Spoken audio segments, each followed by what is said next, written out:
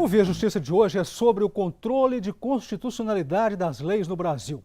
Nossos convidados, o desembargador Luiz Carlos Gamboge, da 5ª Câmara Civil e ouvidor-geral do Tribunal de Justiça de Minas Gerais, e a advogada Luciana Nepomuceno, conselheira federal da OAB, especialista em direito constitucional. Numa parceria da TV Assembleia com a Mages, a Associação dos Magistrados Mineiros, o Via Justiça está começando.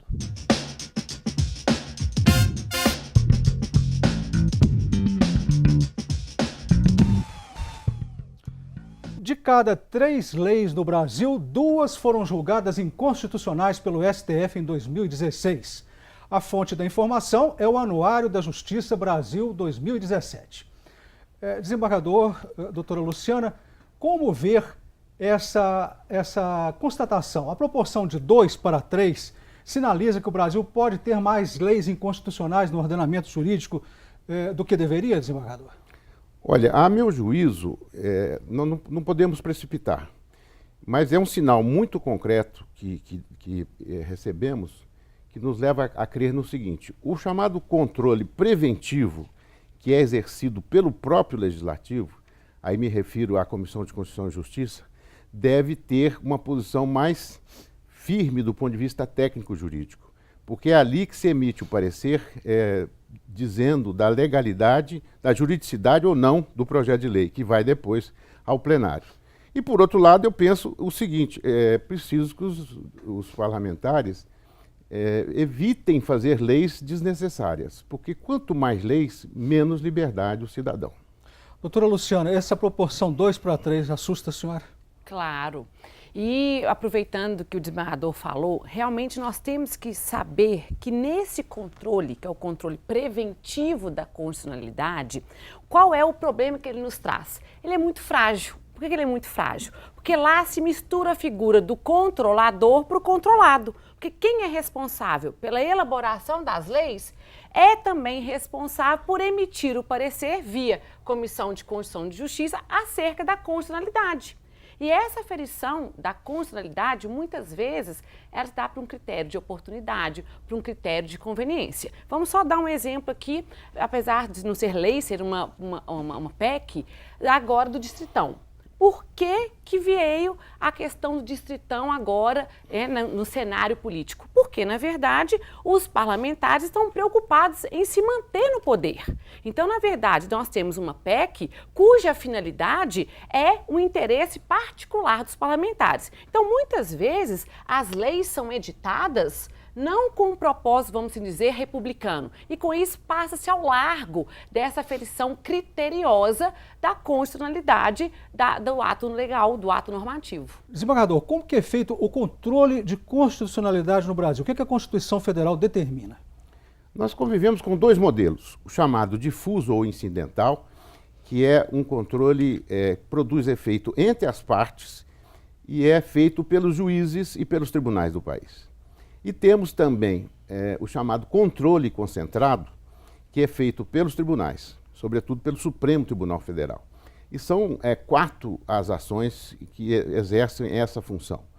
São a ação direta de inconstitucionalidade, a ação declaratória de constitucionalidade, a ação de inconstitucionalidade por omissão e a arguição de ofensa a preceito fundamental.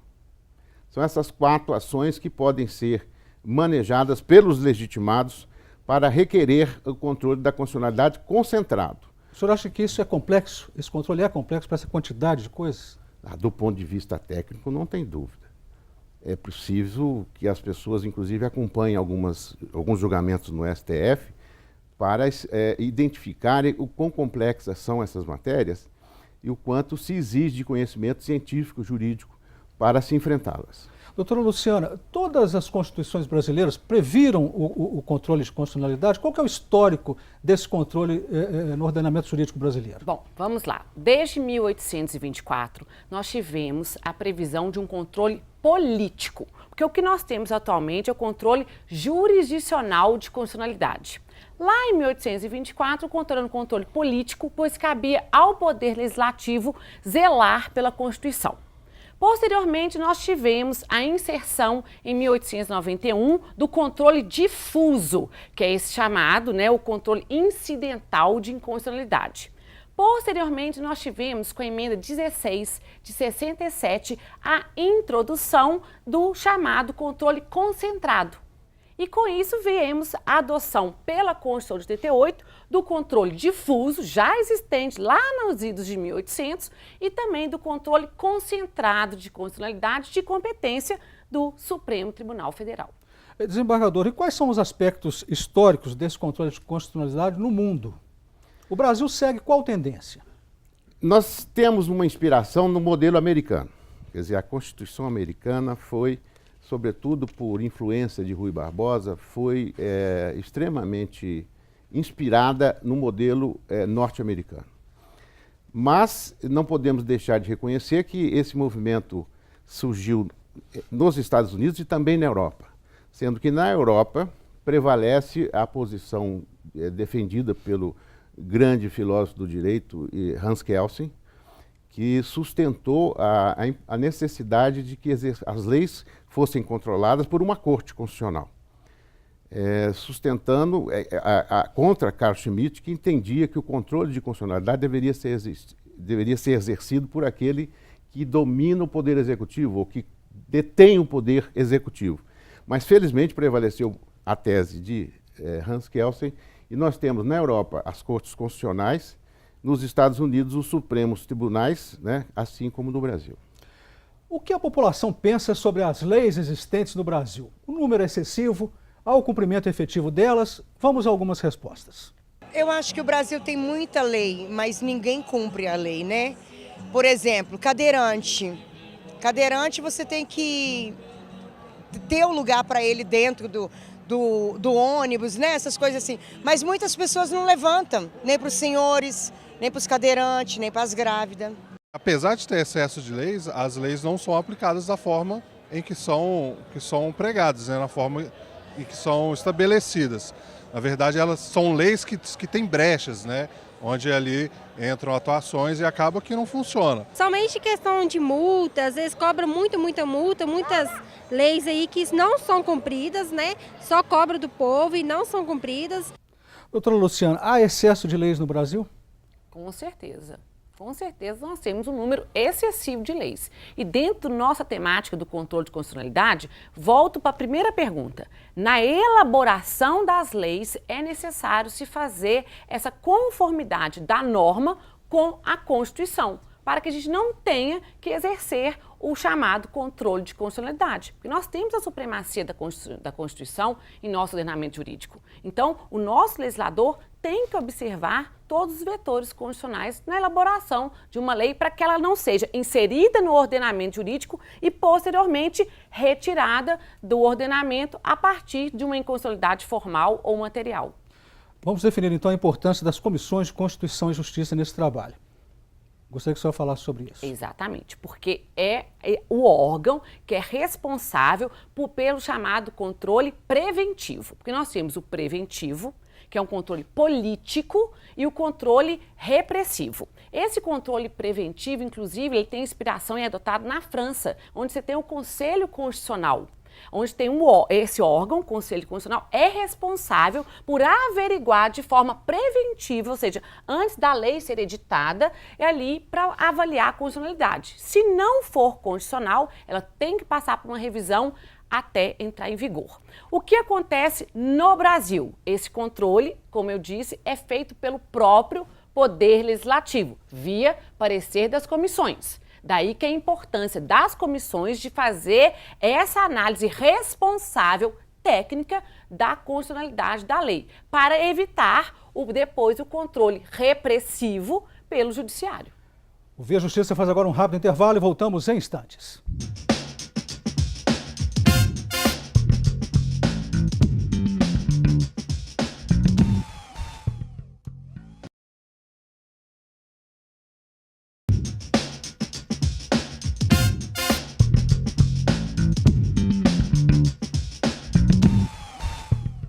O Via Justiça de hoje sobre o controle de constitucionalidade das leis no Brasil. De cada 3 leis no país, 2 foram julgadas inconstitucionais pelo STF em 2016.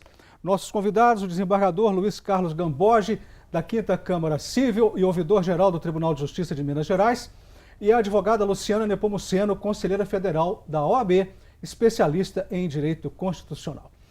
Desembargador, o senhor foi deputado estadual constituinte aqui em Minas Gerais. Eu queria entender isso, por que passam leis inconstitucionais pela CCJ? Olha, eu posso lhe dizer o seguinte, pela experiência que tive, que os parlamentares da sociedade contemporânea, da sociedade brasileira contemporânea, eles procuram muito mais prestigiar a questão política da lei, ou seja, o fato da lei render votos aos parlamentares, do que propriamente a sua compatibilidade jurídica com o sistema brasileiro.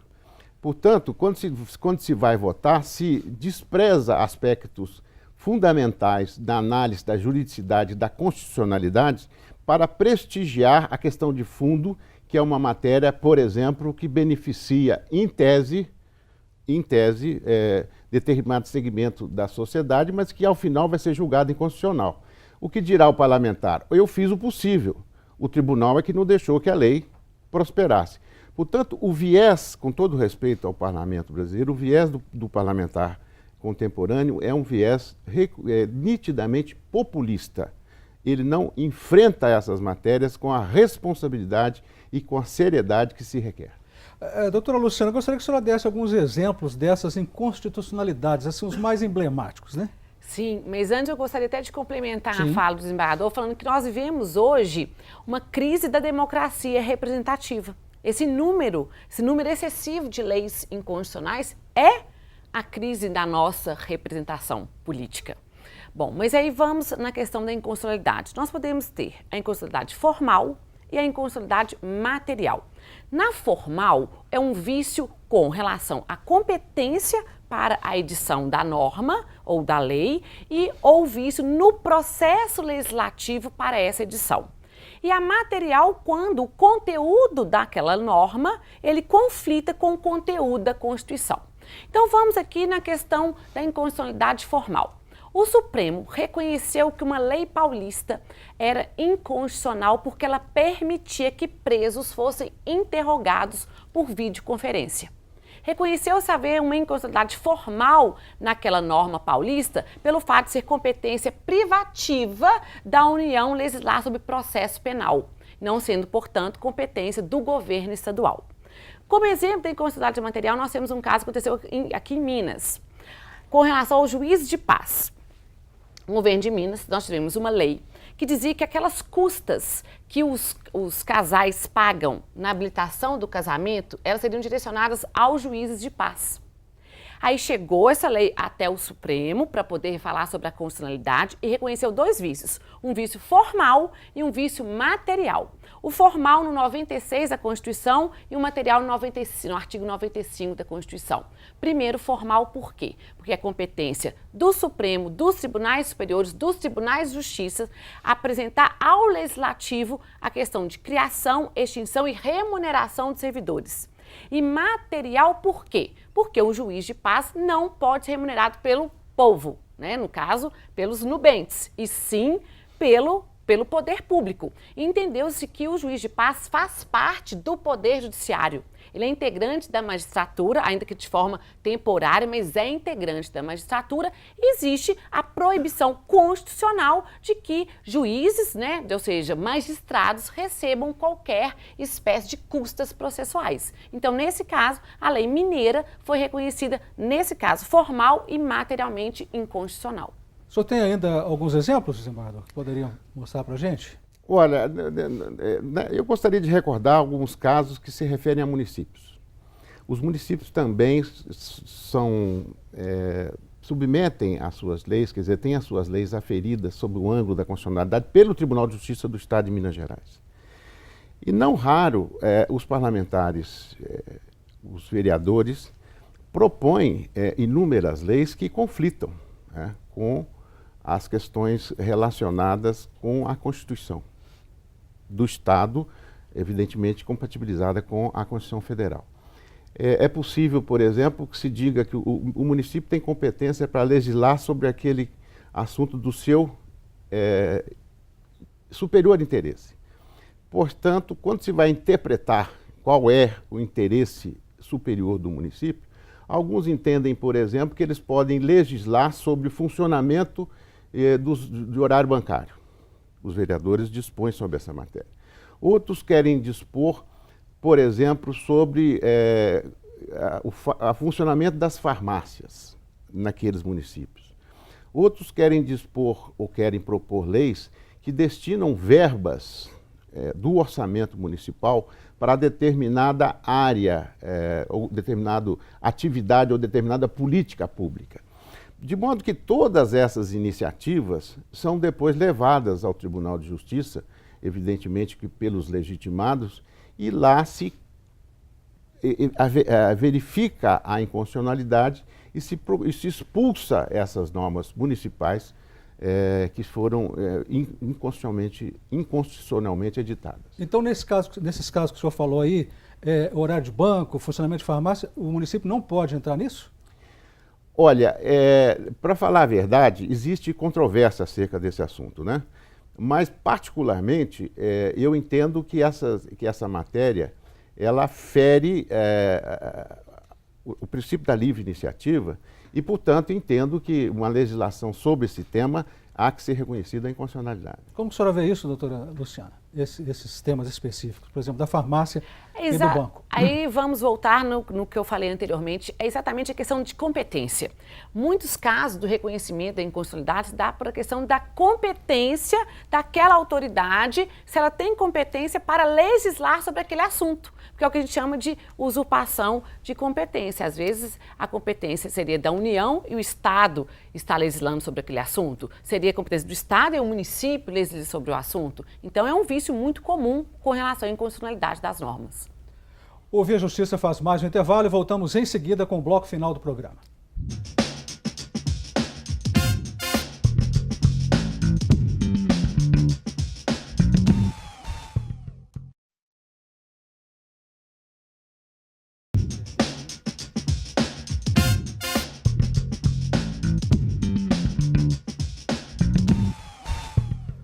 Ouvir a Justiça e o controle de constitucionalidade no Brasil. De cada 3 leis do país, 2 foram julgadas inconstitucionais pelo STF em 2016. Participando do programa, o desembargador Luiz Carlos Gamboge, da 5ª Câmara Civil e ouvidor-geral do Tribunal de Justiça de Minas Gerais, e a advogada Luciana Nepomuceno, conselheira federal da OAB, especialista em direito constitucional. Desembargador, no bloco anterior falávamos sobre as leis municipais, né? Que são arguídas, a constitucionalidade dela é arguída perante o Tribunal de Justiça. Sim. E depois tem que mandar, o tribunal é obrigado a mandar para o Supremo essa discussão? Não. Uma vez reconhecida que a competência é do Tribunal de Justiça de Minas, ele próprio examina e decreta. Mas a decretação tem que ser pelo Tribunal Pleno ou por uma turma julgadora? Por pelo Tribunal Pleno. Desculpe, pelo órgão especial. O órgão especial. A competência para decidir essa matéria é do órgão especial do tribunal. Vamos falar mais sobre a inconstitucionalidade de leis municipais, doutora Luciana. O que tem de novo em relação a isso? Bom, o Supremo tinha um entendimento pacífico de que os tribunais de justiça, eles não poderiam exercer o controle abstrato de constitucionalidade em relação às leis municipais frente à Constituição Federal. Então, até então, a Constituição, a lei municipal tem que ser confrontada com a Constituição do Estado e de competência no controle abstrato do Tribunal de Justiça. No entanto, dia 2 de fevereiro deste ano, o Supremo firmou a tese de ser possível aos tribunais de justiça o exercício desse controle abstrato de constitucionalidade das leis municipais, desde que a norma federal, ou seja, a norma da Constituição Estadual, esteja reproduzida na Constituição do Estado. Então, desde que aquela norma municipal, aquele ato ou lei municipal, viole a Constituição e a norma ou preceito constitucional seja reproduzido na Constituição do Estado, é possível, então, a partir dessa nova decisão, desse novo posicionamento do Supremo de fevereiro, se fazer, então, o controle abstrato dessa constitucionalidade. Foi boa essa decisão, segundo a senhora? Entendo que, claro que sim. Porque até então o que acontecia? Quando você tinha a norma municipal, né, a lei ou ato municipal, confrontando a Constituição Federal, você tinha que se recorrer à ADPF, que é a Arguição, Descumprimento de Preceito Fundamental, ou via controle difuso. Hoje você tem, além da ADPF, você tem o controle difuso e agora a possibilidade do controle concentrado também. Agora, só para o telespectador entender melhor, desembargador, controle em abstrato, controle em concreto, vamos explicar direitinho para o telespectador. O que é um controle abstrato? O controle abstrato é aquele exercido em relação à lei em tese. Portanto, não exige que haja uma controvérsia subjacente, exceto na ADPF. Nos outros casos, é apenas a análise da lei em tese. Quanto ao controle difuso ou incidental, é feito pelo juiz dentro do processo em que as pessoas estão litigando. Portanto, há um litígio em que se discute determinada matéria jurídica e dentro do processo, uma das partes suscita, ou o juiz também pode levantar a questão, suscita essa hipótese de inconstitucionalidade que, vindo a ser reconhecida, produz efeito entre as partes.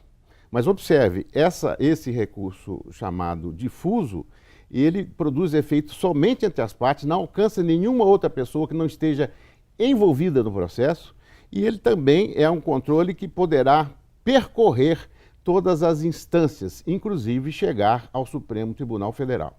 Lá chegando, se o Supremo Tribunal Federal julgar também no controle difuso inconstitucional aquela norma, ele deve comunicar ao Senado, para que o Senado aí sim dê desdobramento, suspenda aquela norma. Mas o Senado não é obrigado a suspender não, né, doutora Lúcia? Não é obrigado. Não é obrigado a suspender. Só voltando um pouquinho nessa questão do controle concentrado e do controle difuso para a gente chegar na questão do Senado.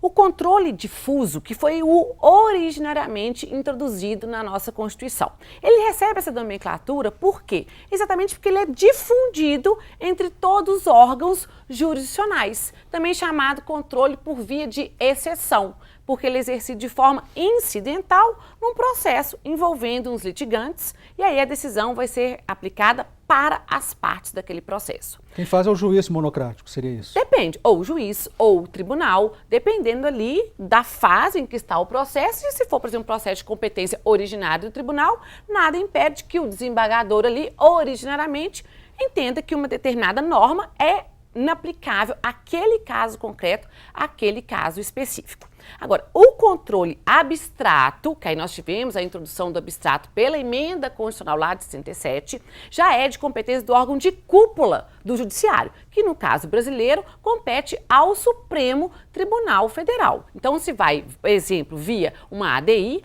uma ação direta de inconstitucionalidade pelas pessoas legitimadas, se propor a ação perante o Supremo. Nesse caso, a decisão do Supremo, ela tem eficácia vinculante, né? Ela tem eficácia vinculante e efeito que a gente chama de efeito erga omnes, ou seja, para toda aquela população. Estamos chegando ao final, as considerações finais, desembargador.